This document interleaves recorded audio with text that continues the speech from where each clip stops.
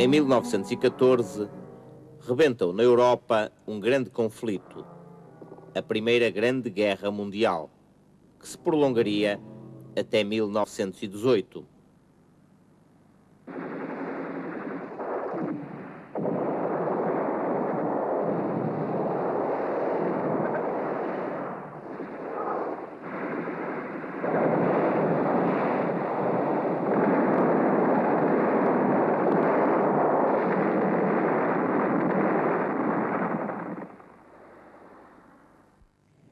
Este conflito veio agravar ainda mais as dificuldades em que viviam os portugueses, tendo chegado mesmo a faltar alguns produtos alimentares.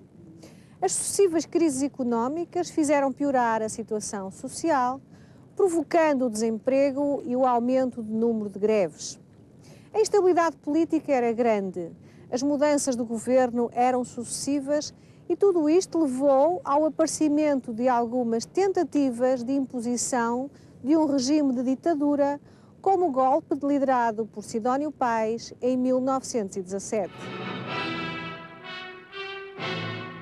No dia 28 de maio de 1926, o novo movimento liderado pelo general Gomes da Costa partiu de Braga, avançou sem resistência até Lisboa, onde chegou vitorioso, instalando assim em Portugal uma ditadura militar.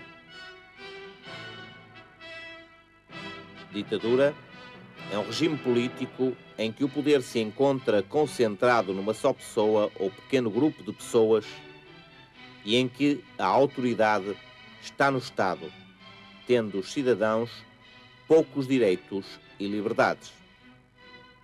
Entre 1926 e 1933, a ditadura foi dirigida por militares, tendo em 1928 sido eleito o general Carmona para Presidente da República. Para Ministro das Finanças, Carmona nomeou o professor da Universidade de Coimbra, Dr. Oliveira Salazar.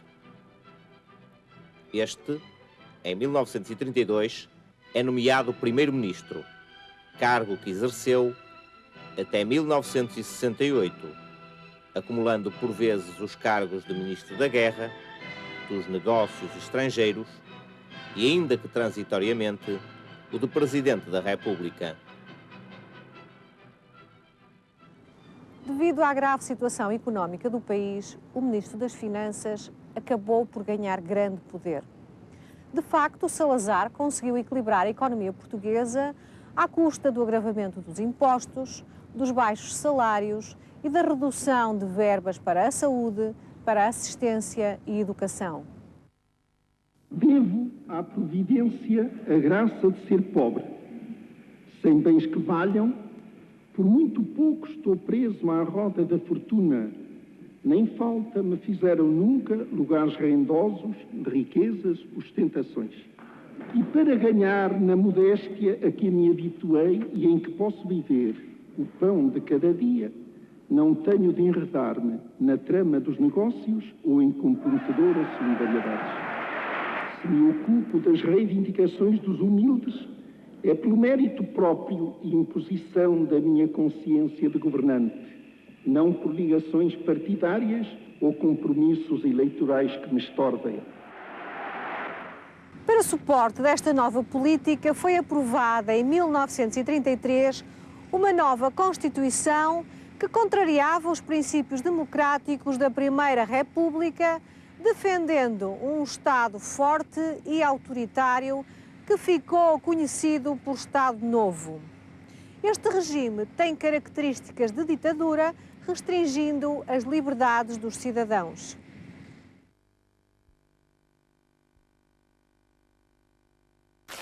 Foram proibidos os partidos, à exceção da União Nacional.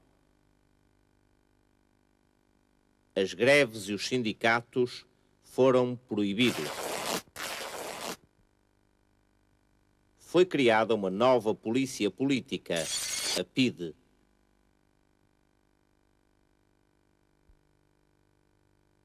Os jornais, peças de teatro, filmes e livros foram censurados. Em 1936, surgiram a Legião e a Mocidade Portuguesa, defensoras da propaganda e da doutrina do regime do Estado Novo, do qual Salazar é a principal figura. Durante este regime, o orgulho do salazarismo evidencia-se na política de construção de obras públicas com as quais se pretende desenvolver o país e mostrar a capacidade de desenvolvimento do Estado Novo.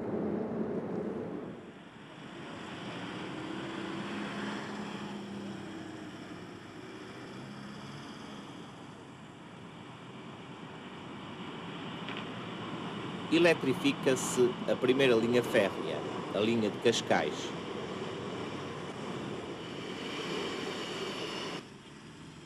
Abre-se a primeira autoestrada de Lisboa à Vila Franca. Inaugura-se o Metropolitano de Lisboa. Constroem-se novas estradas, pontes, barragens, melhoram-se os portos marítimos. Constroem-se bairros de renda económica, edifícios para escolas e outras componentes sociais. Mantendo um significativo atraso, a agricultura continuava a ser a principal atividade da população portuguesa. Os salários eram baixos, nem todos os jovens tinham acesso à escola e Portugal, apesar de não ter participado na Segunda Grande Guerra Mundial, não consegue um desenvolvimento idêntico ao dos restantes países da Europa, que se desenvolvem e modernizam.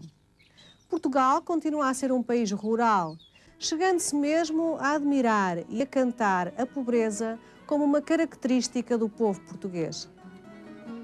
Uma casa portuguesa fica bem, pão e vinho sobre a mesa.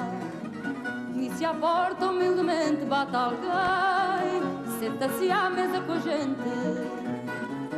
Fica bem esta franqueza, fica bem, que o povo nunca desmente. A alegria da pobreza está nesta grande riqueza de dar e ficar contente.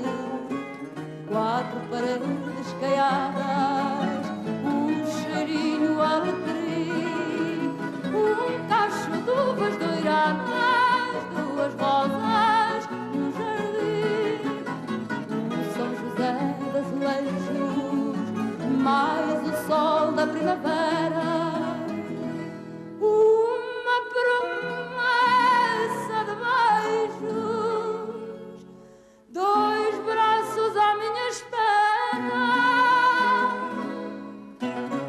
É uma casa portuguesa com certeza, e é com certeza uma casa portuguesa.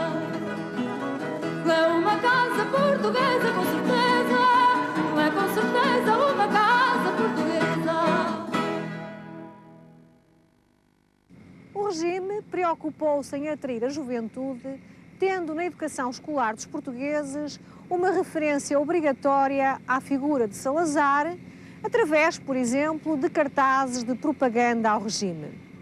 Durante a Segunda Guerra Mundial, Salazar procurou dar do país uma imagem de grande unidade e estabilidade. Nesse sentido, foi organizada aqui, em Belém, no ano de 1940, a exposição do mundo português, instalada entre o Tejo e os Jerónimos, onde era contada a história da pátria e apresentadas a todos os portugueses as propostas de Salazar para o futuro da nação. Este foi um dos momentos mais altos da propaganda do regime do Estado Novo.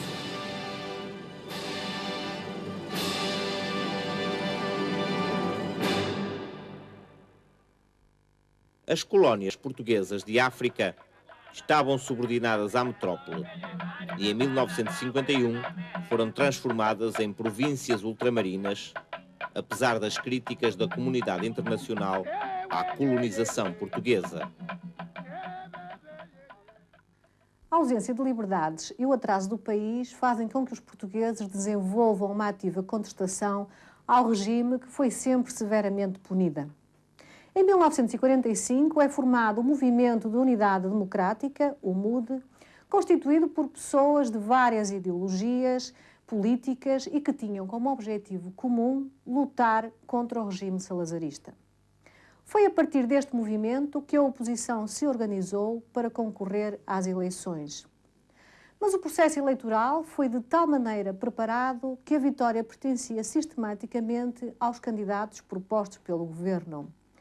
Um dos grandes abalos do regime salazarista ocorreu em 1958, a quando das eleições para a presidência da República. Nessas eleições, a oposição apresentou o general Humberto Delgado como opositor ao candidato proposto por Salazar, o almirante Américo Tomás.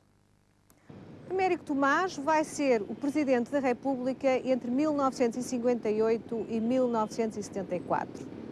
Não houve mais eleições gerais a partir de 1958, passando o Presidente da República a ser eleito não por voto direto dos eleitores, mas através de um colégio eleitoral composto na sua grande maioria por representantes do poder.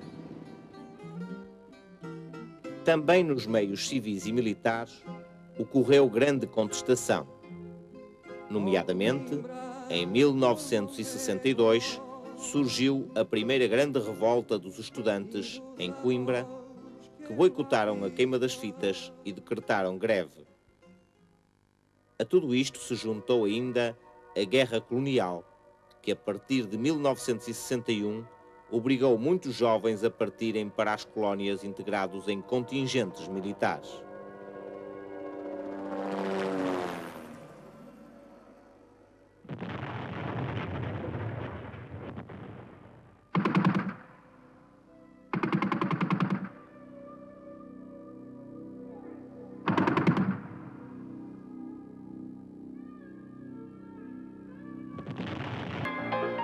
Após a Segunda Grande Guerra Mundial, foi dada a independência a muitas colónias de África. Foi o caso das colónias da França, da Bélgica e da Alemanha. A partir dos anos 60, Portugal ficou assim isolado na comunidade internacional que defendia a liberdade de todos os povos colonizados.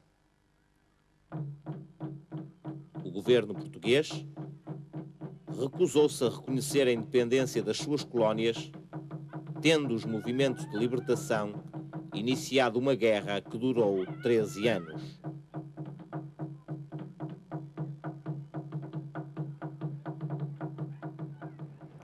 Em 1961, em Angola, em 1963, na Guiné e em 64, em Moçambique, iniciou-se a luta armada que vai abalar o regime salazarista. Era daqui, da estação marítima de Alcântara, que partiam os jovens portugueses para essa guerra que provocou milhares de mortos. Muitos desses jovens, recusando o serviço militar, fugiam para o estrangeiro, juntando-se a mais de 1,5 milhão de imigrantes. Estes factos fazem agravar o descontentamento da população. A contestação aumenta e surgem então as canções de protesto. A gente ajuda, havemos de ser mais ou vencer. Mas há quem queira deitar abaixo que eu levantar. A bucha é dura, mais dura é a razão que assusta. Só nesta luz não há lugar para os filhos da mãe. Não me obriguem a vir para a rua gritar, que é já tempo